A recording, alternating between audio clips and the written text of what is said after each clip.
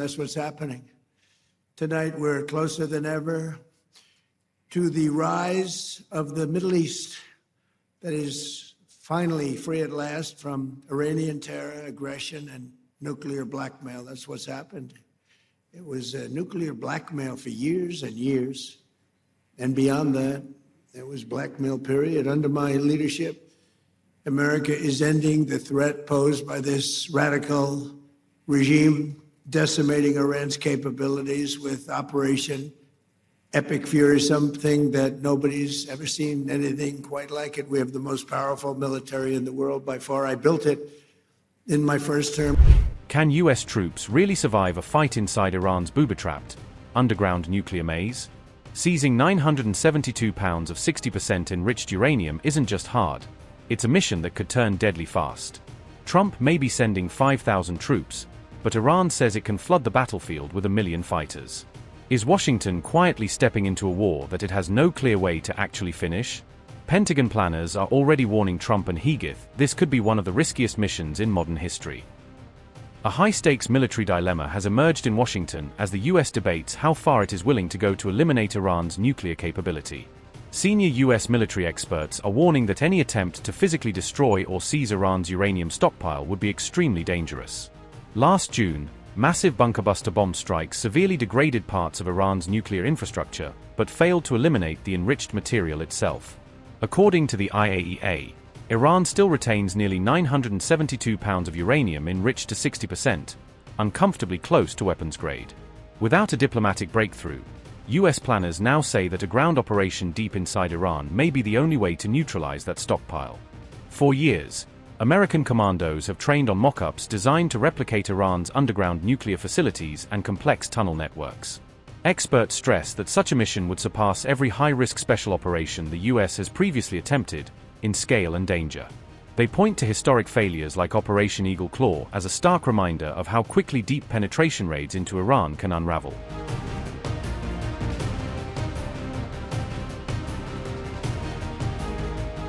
Speed would be everything, because any slower operation would give Iranian forces more time to respond, reinforce, and escalate the fight. Iran's uranium stockpiles are believed to be stored in large steel canisters buried deep underground at fortified sites like Isfahan and Natanz. To secure those facilities, US troops would first have to establish defensive perimeters on the surface to fend off counterattacks and reinforcements. Special operations teams would then need to reopen and fortify access tunnels, in some cases blasting through collapsed entrances left by earlier airstrikes. Once inside, commandos would be navigating cramped passages laced with booby traps and mines, all while managing serious radiation risks in heavy protective gear.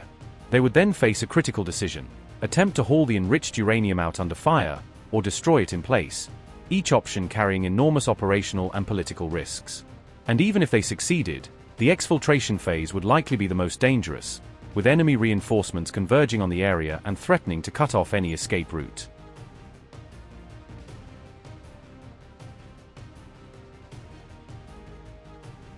At the same time, Donald Trump has ordered more than 5,000 additional US troops toward the Middle East, stoking fears of a wider war with Iran. Around 1,500 paratroopers from the elite 82nd Airborne Division are now on standby, preparing for a possible rapid deployment into the region. Military planners and analysts say one potential ground target could be Kharg Island, Iran's main oil export hub and economic lifeline. Seizing the island could severely disrupt Tehran's vital oil revenues, but would leave US forces exposed to direct Iranian missile and drone strikes from the mainland. Experts warn that any attempt to storm or occupy Kharg Island, or similar Iranian territory, could ignite a far more dangerous regional war that drags in Gulf states and shocks global energy markets. Yet Trump continues to insist that Iran wants to make a deal, boasting that the US military is the greatest in the world by far even as escalation risks mount. I feel so badly. He's got some difficulty. There was an accident, and that's all I know. Very close friend of mine. He's an amazing person, amazing man, but some difficulty. I don't want to talk about it. Well, you know, the Democrats want to let illegals come into the country, criminals, murderers, every kind of criminal you can imagine, and the Republicans just don't want to have it happen. I have spent the better part of this year trying to get these criminals out, and the Democrats want to have them come in, and we can't let that happen. We just can't let that happen. We've taken out hundreds of thousands, even millions of people out of this country that shouldn't be. I'm not talking about people that came in illegal and they're working and everything. I'm talking about murderers, 11,888 murderers. And we can't let it happen.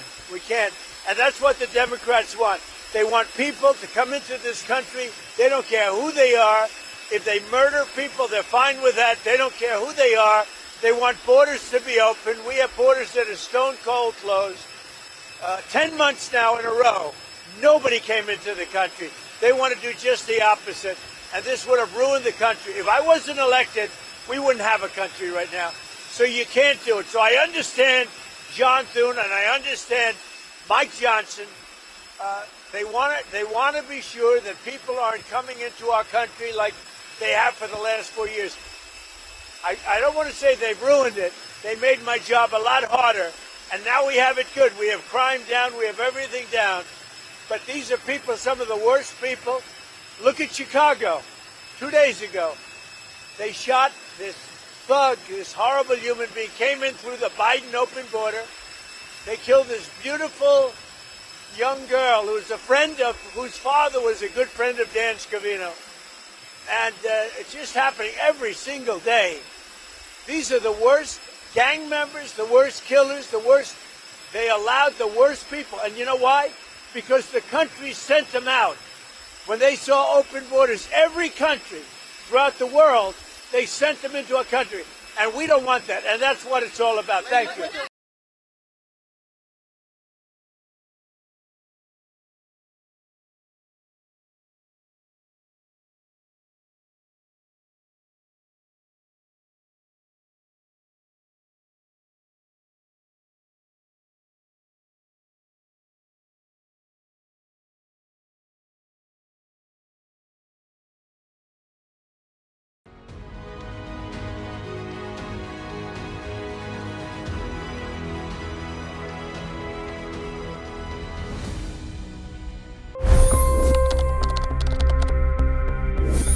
$25 crore गरीब गरीबी को परास्त करके बाहर निकले।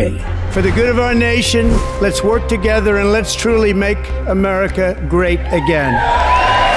The fastest news breaks. Requested PM saying that look, you will have to speak to Putin and to Zelensky. The biggest news makers. The relationship with India is probably the most important bilateral relationship the U.S. will have for the rest of this century. The capital delivered quite an election result today. Expert analysis.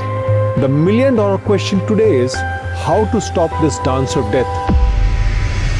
Ground reports. I'm standing at the crossroad of the Kumbh Mela. Behind me are more than 100 entry guards. Long-form interviews. Exclusionary politics is reflected in Manipur case as well. You don't bother because this is a small state. Deep dive into burning issues. It's often said DRC could be the richest country in the whole world. It's because of what sits underneath. Why exactly did the US topple the Sheikh Hasina government? HT videos. We don't just break news, we break it down.